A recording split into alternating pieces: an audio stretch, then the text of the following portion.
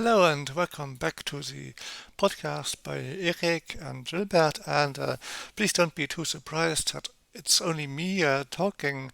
Erik is super successful and super popular content creator, video game developer on Upwork, so he simply does not have the time necessary to make so many podcasts, but I am currently unemployed, so I have plenty of time and I have plenty of energy. And to start off today's podcast, we start with a list of super entertaining facts out of history of video game creation. And we and Eric and we all love video games. We love joy that it brings to us, and so. Let me present you a list of the most entertaining video game facts that I could find on the web, and also I'm experimenting live with my voice. I'm right now going to try a bit of an Italian accent on my voice because that also makes it very funny.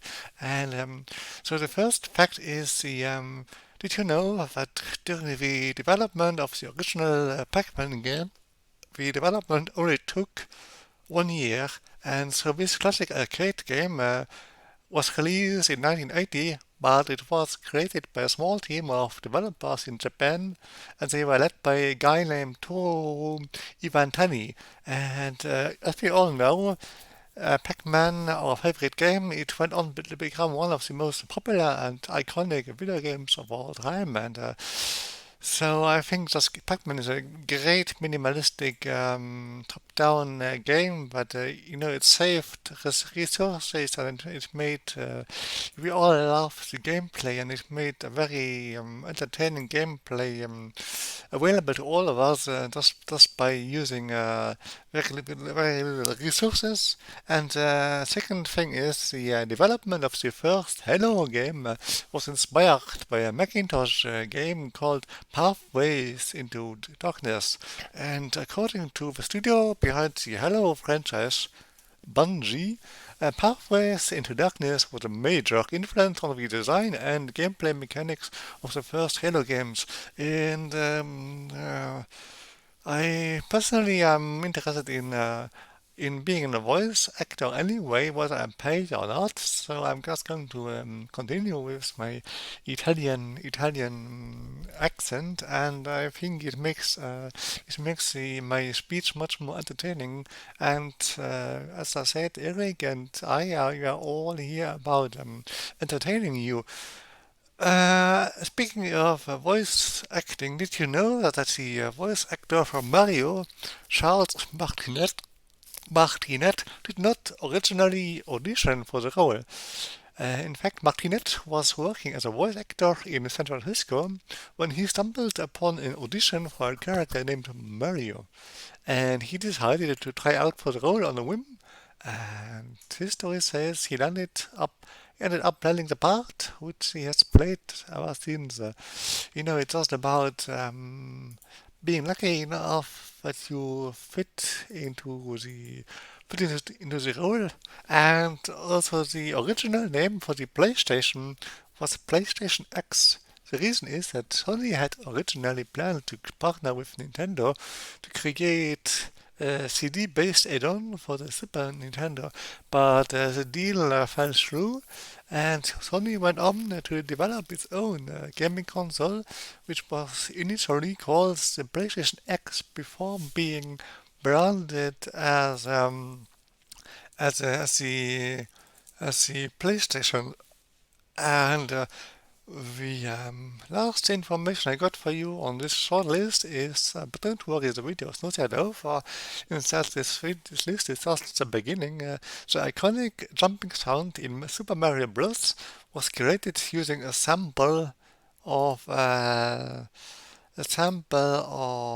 a musical instrument called kalimba. And the sound effect was created by a composer named Koji Kondo, who used a simple 8-bit sample of a kalimba to create a now famous sound that plays every time Mario jumps.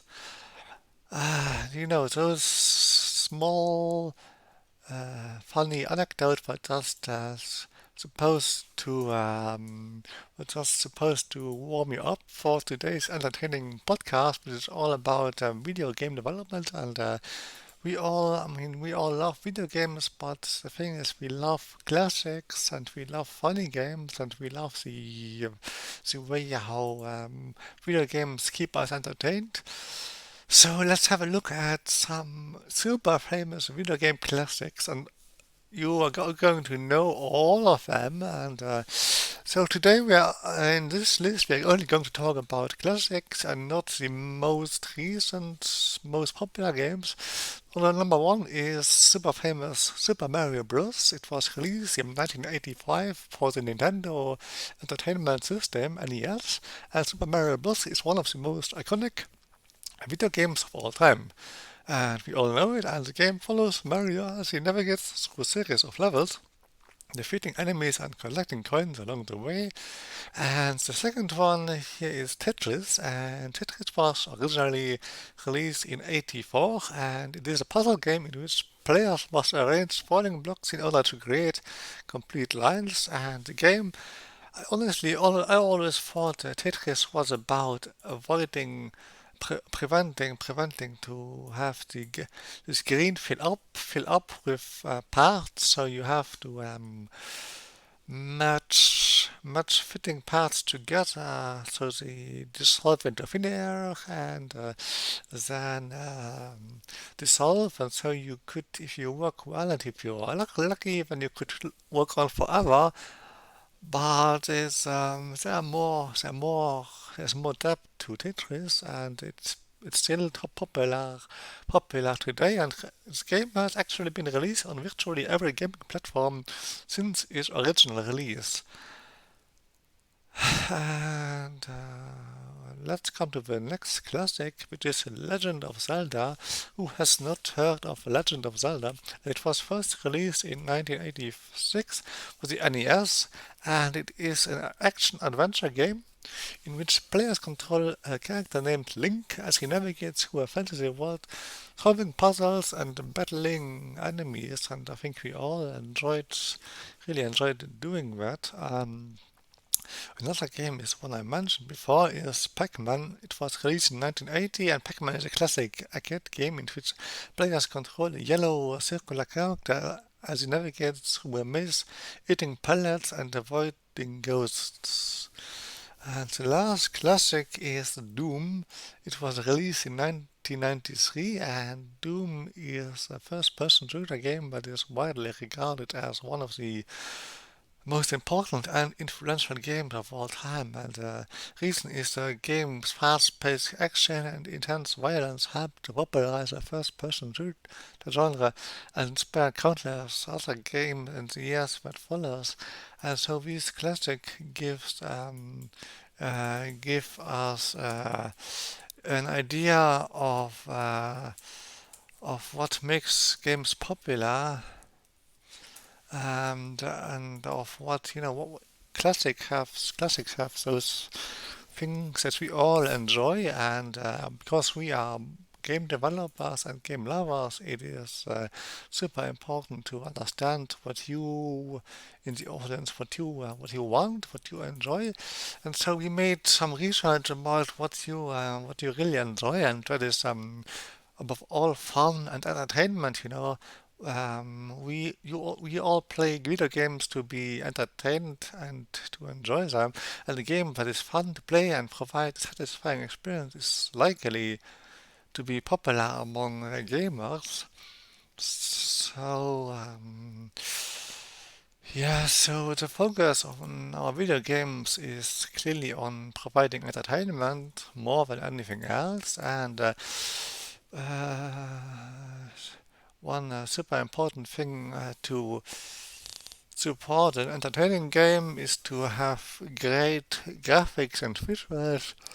High quality graphics and visual effects can make a game more visually appealing and immersive, and games that have stunning visuals are more likely to catch the eye of potential players and generate interest. And the next point is very clearly great game mechanics the gameplay mechanics of a game can have a significant impact on its popularity. Games with engaging mechanics such as challenging puzzles and satisfying combat systems or compelling storylines are more likely to hold the player's attention and who keeps them coming back for more. And what is better than playing a great game that is entertaining and has great graphics and great game mechanics? Well, it is better to share the gameplay with other people by having a multiplayer, and many of us enjoy playing games with others, either online or in person, and games that offer robust multiplayer features such as co-op and or competitive models can help build a strong community of players, and they help increase the game's popularity. So we all love multiplayer, we all love cooperative playing, and that is what you can expect from us too. And the last thing is brand recognition. Some games have become popular simply because they are associated with a well-known brand or franchise. For example, games based on popular movie or TV franchises often have a built-in fan base that can help boost their popularity, and that is where we indie developers cannot give you the content that you love. I mean, we all love the same popular content that you do, but we don't have the means to. We cannot include popular content in our games. That is somewhat, that is our downfall, or our big problem. But we are indie game developers, and we create games alone or in a small team, and not with a large established game developer studios. And indie game development has become increasingly popular in recent years, thanks in part to the availability of low-cost game engines and online distribution platforms and crowdfunding websites.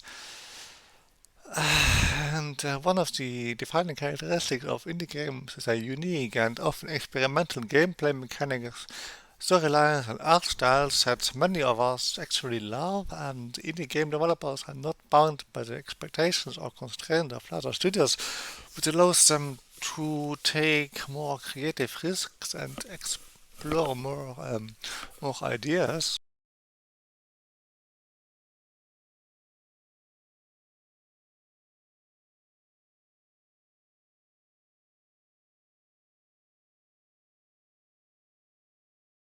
Well, speaking from my own perspective, and perhaps also Eric's perspective, is that we are natural indie developers because mainly because we have not been hired by by an established gaming studio, but also we are passionate about providing you guys with entertaining content, and so it is actually, in the end, for you, what does it matter whether we are independent or a game studio? We provide content that you love, and so you love us for the content that we provide to you and the joy that you have with our games. And so the thing is, being an indie developer is also a huge advantage, as it gives us a fantastic freedom to give you people the content that you love. We have freedom. If you leave a comment in on the video, a comment that you love a specific element that we are creating, or that you would love to have something else in the game, then we are here. We work with you. And we do collaborative game development, uh, and that is a super interesting field. We implement your idea into the game, so you can have a game that has all the elements that you love. And let me think about this a bit more.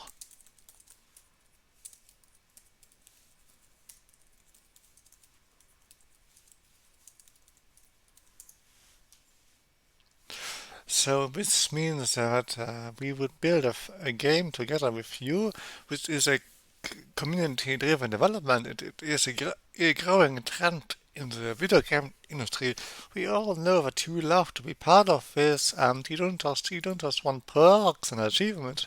No, you want to have your personality, your wishes, your desires, your ideas, or just your friends in the game, and we as indie developers, we have a fantastic opportunity to serve that to you, and our approach involves players in the game development process, and we allow you to give feedback, share such features, and even contribute to the development of the game itself. And one of the key benefits of our community-driven development is that it allows developers to get direct feedback from our target audience, and by involving you in the development process, we can get a better understanding of what you want from the game, which can help us and you to make more informed decisions about the design, gameplay mechanics, and other aspects of the game. When you work with us, when you just by leaving a free comment in the video here, you can just use us like mid-journey. Instead of getting the image that you enjoy, you can get the game that you enjoy, and we are trying hard here to make an entertaining podcast that gets people's attention. So as I'm speaking, we really looking forward to getting a bigger audience, and it is super important to that you provide feedback to us, so we know what you want. And in addition to providing feedback, you can also contribute to the development of our games in other ways. For example, some community-driven development projects allow players to create their own mods or custom content for the game, which can be shared with other players. And we love building a game together with you because it helps build a strong sense of community around the game. And we love that your feedback and contributions are valued, are more likely to become invested in the game and recommend it to others, which can help us to drive adaptation and growth. And you know, community-driven development also has its challenges. We have to be prepared to manage and prioritize feedback and suggestions from players, which can be overwhelming at times, but we really enjoy it. And we enjoy the positive results. We enjoy the possibility to create a unique game that is completely adapted to you, and let's just have fun together, and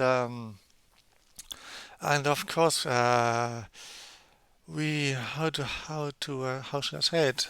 We have to be able to balance the desires of the community with our own creative vision for the game. But to be honest, for me, your community ideas are more important than my creative visions for the game, because, as I say very often in these videos here, for me it matters to make an entertaining game, a game that you love and not a game that I love. Overall, developing a game together with you, I find is super promising, and this one I'm sure I'm going to enjoy. And we all love to have a popular podcast on the YouTube channel here, because we love to work together with you, and it is an exciting and rewarding way to develop a game. And by involving you in the development process, we can create a game that truly resonates with you, and we can build a strong and dedicated community of players around our games. and which is a fantastic opportunity. And some examples of community-driven development in action include Minecraft. I mean, I think Minecraft is the most well-known community-driven game. It is like, I mean, it's almost like Discord, but in a gaming format. And what am I to say? Minecraft does not really need explanation, and Minecraft is a sandbox-style game that has been developed over the course of many years with enormous input from the gamers community, and players have contributed ideas for new features, mods, and custom content, and have provided feedback on gameplay mechanics and bug report. And another game that maybe not everybody knows is Star Citizen, which is an upcoming space simulation game that has been developed with significant input from the game's community. Space has its own very unique characteristics. I always enjoyed the zero gravity and the vacuum levels in that space because they make me space has this uncanny ability to make me feel terrified and to make me be in a surreal gaming environment while also providing riddles and providing a survival gameplay mechanics. And I love a good survival. So Star Citizen is a space simulation game, and players have contributed to the development of the game's ships, weapons, and other game elements, and have provided feedback on gameplay mechanics and bug reports. And you know, it is fantastic to have you people. You people are a central part of our podcast. So leave comments. You will be respected. And another great community-driven game is Kerbal Space Program, which is a spaceflight simulation game that has been developed with enormous input from the game's community. Players have contributed to the development of the game's rockets, space planes, and other vehicles, and have provided feedback on gameplay mechanics and bug report. And the last game is RimWorld. RimWorld is a sci-fi colony simulator game that has been developed with significant input from the game's community, and players have contributed tremendously to the content. And if you just give us a chance, and we are going to develop video games, and we are going to wrap those games around community-driven content. And with this, I sense uh,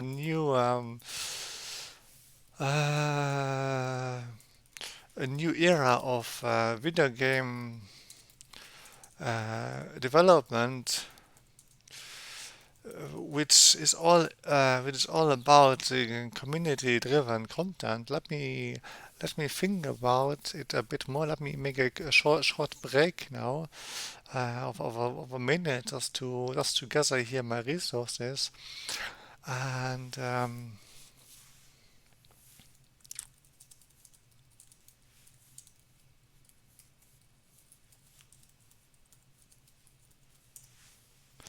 so now I can tell you. Well, obviously, we are entering a new era of video game development, which is not just interesting, but it is good because it really,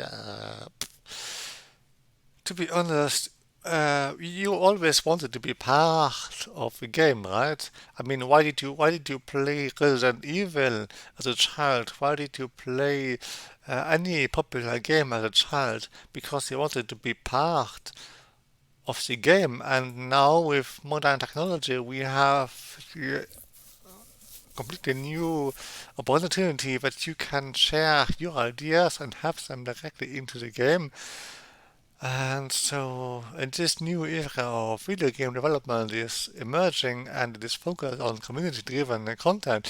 And in this era, we developers are creating games that are designed to be highly customizable and modifiable with the goal of empowering players to create their own content and share it with others. And one of the key factors driving this trend is a growing popularity of platforms such as Steam Workshop, which allow players to share mods and custom content and other user-generated content with other players. And I am on Steam, and maybe, well, I suppose Erik is on Steam too. And I'm. It's fantastic. It is a fantastic opportunity. I have so much free time which Erik does not have, and I know that Erik would love to be here, but Erik is busy on Upwork creating fantastic content for great clients, and so I'm doing this podcast here to remind you that Erik is with me in spirit. This guy is simply too good. He's simply too popular as a game developer to be here with us. And because I got time, I'm doing this podcast alone, but with Erik in mind. And um, um, we all love Steam, and Steam has made it so much easier for you players to create and share your own content, and you have created a new ecosystem of community-driven content around many popular games. And another factor driving the trend towards community-driven content is the desire for you players to have more control over the games that you play. In most cases, you want to be able to create your own content and customize your gameplay experience, which brings me to a personal experience that I had. I really tried to enjoy the video game Alien Isolation. I really um, and tried to enjoy it, and the thing is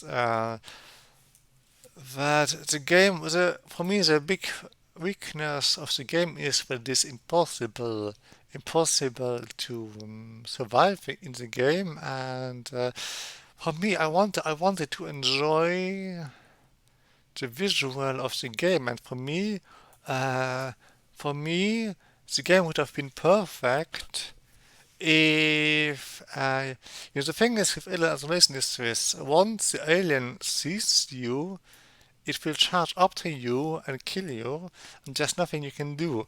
While that it gives a very exciting survival experience, it is not what I wanted. And what I really wanted is to have slightly different graphics, but also the most important thing that I wanted is I wanted a simple change in the alien's behavior that, let's say, it is charging up to me once. As soon as I stop moving completely, it would stop charging at me. It would simply look at me, and it would then slowly go away. So my ideal version of the alien game is that I survive as long as I'm careful not to move, as long as alien is around. Yeah, and so why do that? Well, because I would rather enjoy the visual mesmerizing side of the alien rather than getting killed all the time. So for me, the focus of the alien is more on the a laid back, like voyeuristic experience. I really prefer looking at the alien rather than getting killed by it. And so I I guess at least some of you think the same way, and I would have loved the game if I only had the opportunity to have this kind of experience. Then I would have loved the game. So we, our community-driven content gives you this opportunity to have the kind of game that you really love. So we are going to have almost completely five-star reviews on our games because we deliver play modes that are suited for everybody. So let me just talk about this shortly. Um, Alien Isolation is a survival horror game that was developed by Creative Assembly and was published by Sega, and the game was released in 2014 for various platforms, including PC, and the game is set in the Alien universe. It follows the story of Amanda Ripley, the daughter of Alan Ripley from the original Alien movies. So the gameplay of Alien Isolation is focused on stealth and survival, with players taking on the role of Amanda Ripley as she attempts to survive on the space station that has been overrun by a single xenomorph. And the game is designed to be highly atmospheric and tense, with players often feeling vulnerable, isolated as they navigate through the dark and creepy corridors of a space station. And yeah, one of the key features of Alien Isolation is the game's advanced artificial intelligence system, which controls the behavior of the xenomorph. And the xenomorph is highly intelligent and adaptive and can respond to players' reactions in a variety of ways. This makes the game highly predictable and tense, and the player never know when the xenomorph will strike next. It also has the effect that you feel completely outmatched by the xenomorph, which makes it an over the top overkill of tension. And as I say, that is something that I do not enjoy about the game. And as I said, community-driven content is really makes games better for everybody, and to support this trend, we developers are creating games that are highly customizable and modifiable with a wide range of tools and features that allow you players to create your own content. In some cases, we are even creating games that are specifically designed to be modded and customized with tools and resources provided to help players create their own content. So overall, the trend towards community-driven content is an exciting development in the world of video game development, and by empowering you players to create your own content and share it with others, uh, developers can create games that are more engaging, more immersive, and more responsive to the needs and desires of their players. As this trend continues to evolve, we can expect to see many exciting new games and experiences emerge that are driven by creativity and passion of the gaming community. Yeah, so I think we have said a lot about adapting the games to your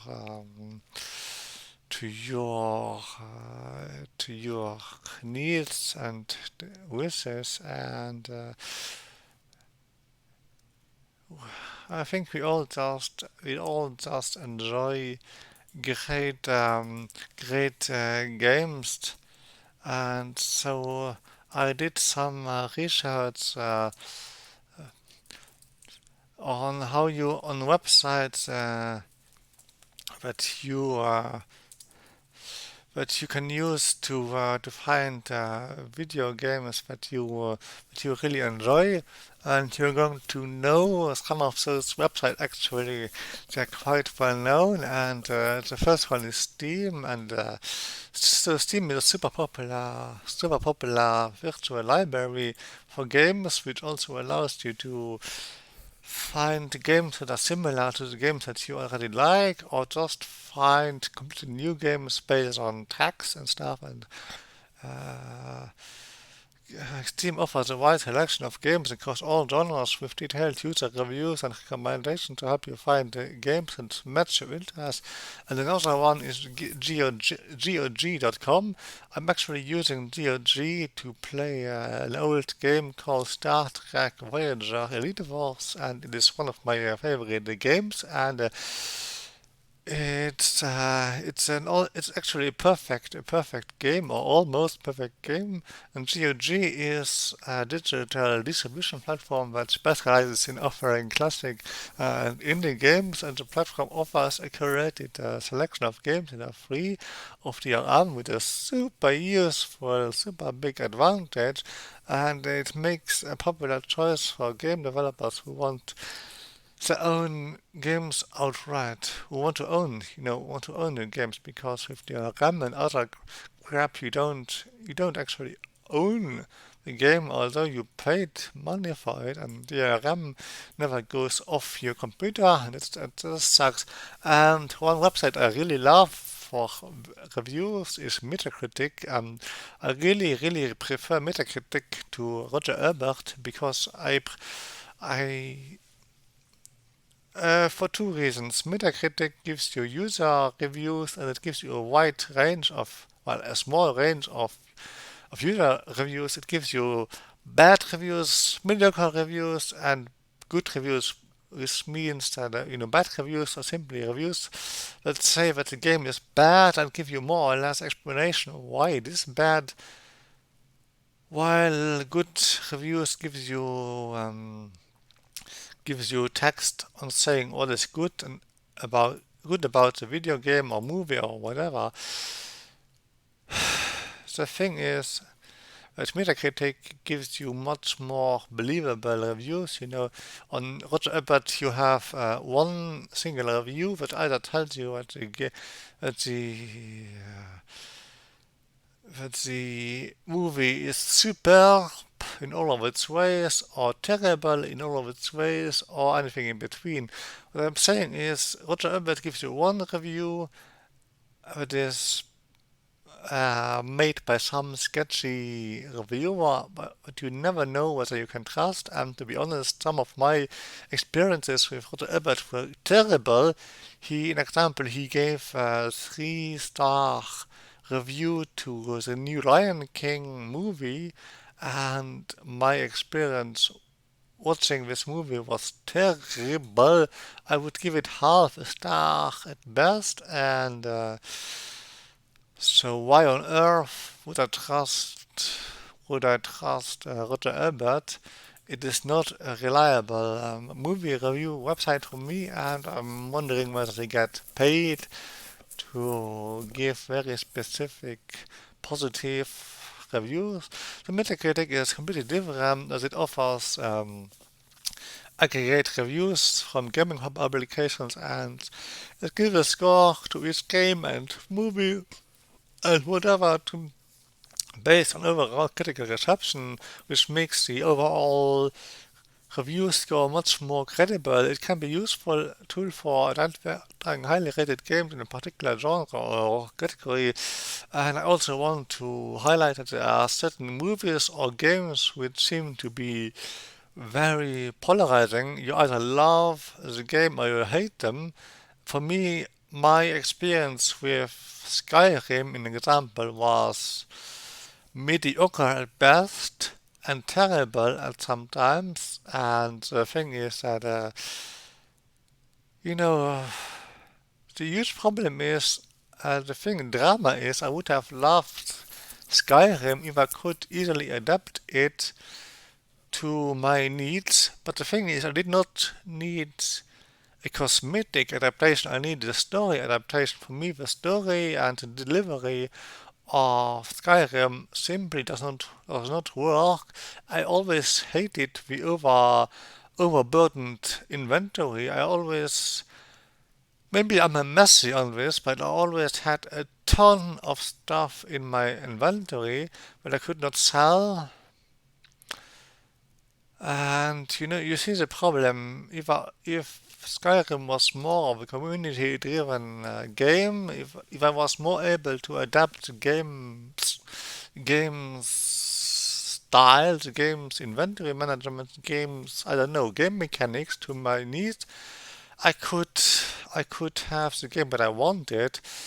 And what is fantastic, I see coming in 10, 20 years, we can have the game exactly adapted to our own very personal needs. So for now, we don't have that. We rely on review websites that give us an idea of, static games. Which one will you probably like? Another review website is Reddit, which is a popular social media platform with a large, super large, active gaming community. And there are many subreddits dedicated to gaming where users can discuss games and share news and updates and recommend games to others. Personally, for me, I've never used Reddit. I'm not saying that it is a bad community. I'm just saying somehow I never really got used to using it. And Giant Bomb is was a discovery for me. I never knew Giant Bomb. It is actually popular gaming website that features news, reviews, and other content related uh, to